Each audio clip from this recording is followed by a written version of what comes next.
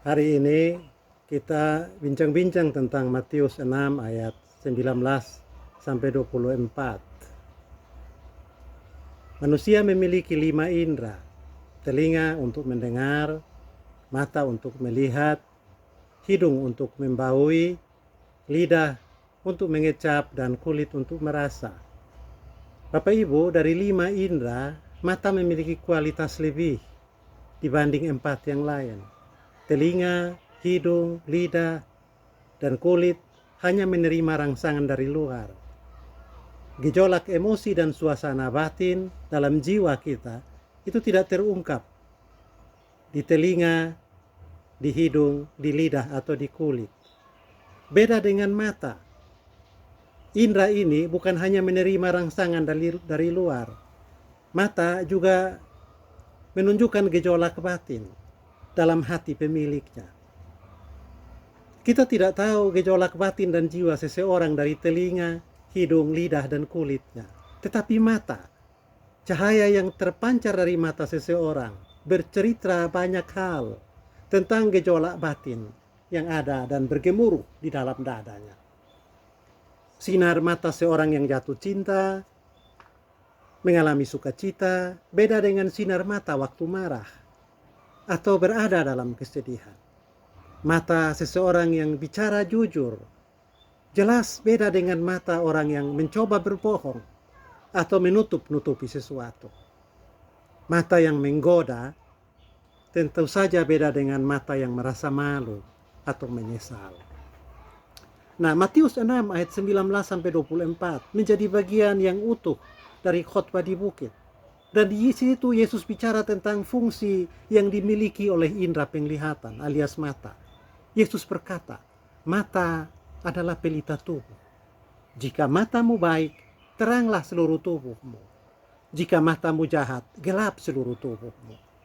Jadi jika terang yang ada padamu gelap, betapa gelapnya kegelapan itu. Ucapan ini dikaitkan dengan dua hal yang ada di Matius 6, yaitu mengumpulkan harta dan mengabdi kepada Tuhan. Yesus menerangkan tentang adanya harta di bumi dan harta di sorga. Yesus juga bicara tentang pilihan mengabdi kepada Allah atau kepada Mammon. Orang yang menjadikan hal mengumpulkan harta di bumi sebagai tujuan hidup, sebenarnya dia sedang mengabdi kepada Mammon. Sementara orang yang menjadikan atau mencari keseimbangan dalam mengumpulkan harta surgawi saat bekerja untuk mendapatkan uang adalah orang yang mengabdi kepada Allah.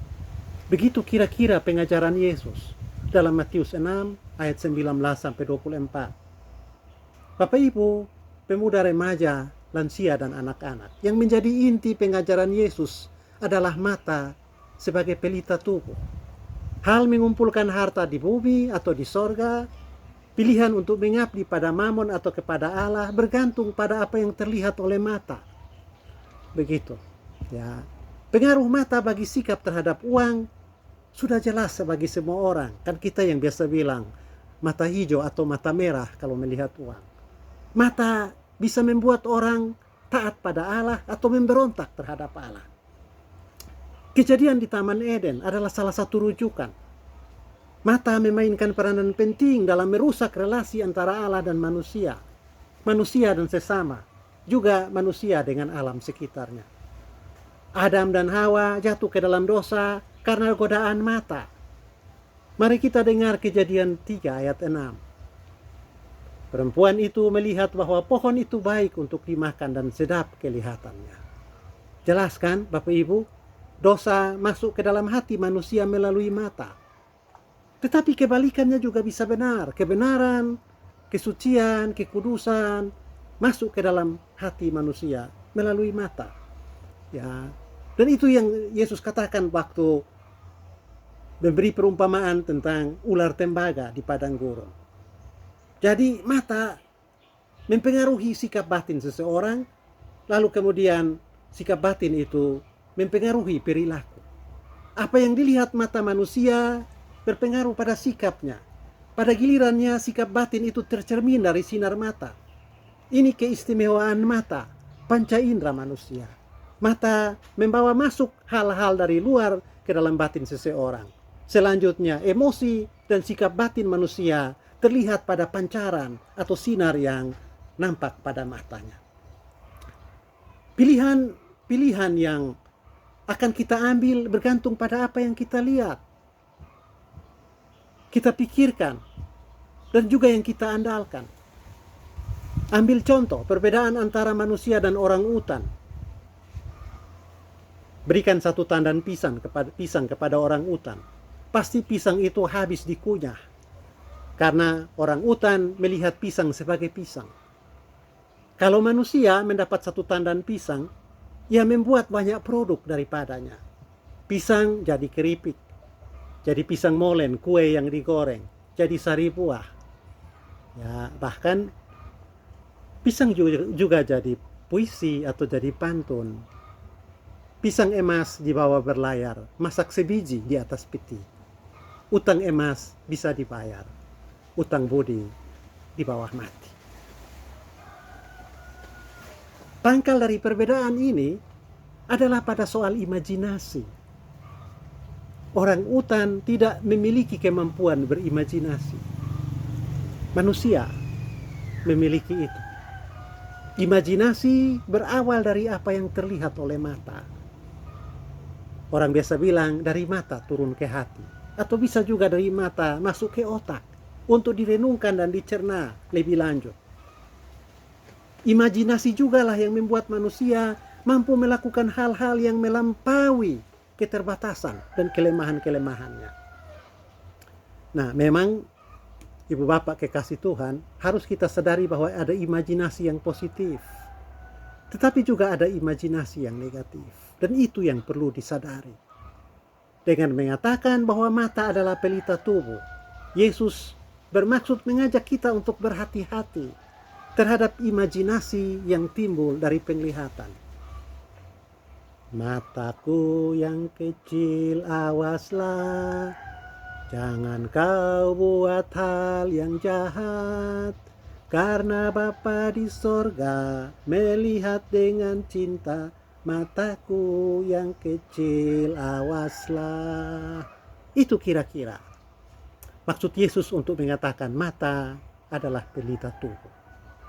Kuat, kokohnya iman dan percaya manusia kepada Allah tidak hanya dibentuk oleh apa yang didengar dan dirasakan.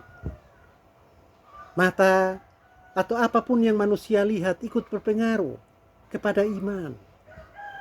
Apa yang kita lihat membentuk pemahaman.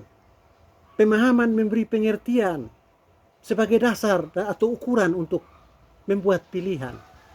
Lalu pilihan itu melahirkan dalam kita penilaian yang menjadi titik pangkal untuk membentuk perilaku dan sikap di tengah-tengah masyarakat. Nah, dengan menyebut mata sebagai pelita tubuh, Yesus bermaksud mendorong manusia atau menolong manusia untuk mengembangkan kemampuan imajinasi yang positif. Imajinasi yang terarah pada Tuhan dan berdasar pada firman, kehendak, dan perintah-perintah Yesus. Saat melihat harta di dunia, jangan jadi seperti orang utan yang berhenti pada harta itu, pada dirinya sendiri. Manusia harus memandang lebih jauh, yaitu mau berimajinasi tentang apa manfaat harta itu bagi Allah, bagi sesama, dan bagi dirinya sendiri. Kalau harta atau kekayaan itu dipakai untuk diri sendiri, itu sama dengan menumpuk harta dunia atau melayani mamon. Sementara kalau harta atau kekayaan itu dipakai untuk Tuhan, untuk sesama, juga untuk diri sendiri, maka imajinasi positiflah yang berkembang. Berhati-hatilah agar imajinasi kita jangan menjadi imajinasi yang negatif atau statis, yaitu sebatas pada kepentingan diri, hal-hal duniawi atau melayani mamon. Imajinasi yang berpusat pada Kristus dan kebaikan sesama hanya bisa diperoleh atau bertumbuh dalam kita apabila kita suka untuk meneliti dan memeriksa firman Tuhan. Atau apabila kita memandang kepada Kristus, telinga mendengarkan pengajaran-pengajaran yang sehat, hidung membawi hal-hal yang sedap dan membawa kesegaran. Imajinasi positif hanya bisa kita peroleh apabila kita melakukan apa yang ditegaskan Yesus dalam Matius 6 ayat 33. Carilah dahulu kerajaan Allah dan kebenarannya, maka semuanya itu akan ditambahkan kepadamu. Orang yang menumpuk harta dunia memang akan hidup senang, tetapi belum tentu tenang. Ia akan diganggu oleh banyak hal. Kekayaan dunia memang akan membuat hidup menjadi mudah, tetapi hidup yang penuh dengan kemudahan tidak selalu berujung pada kesudahan yang pasti. Karena jalan hidup para pengikut Yesus penuh dengan salib.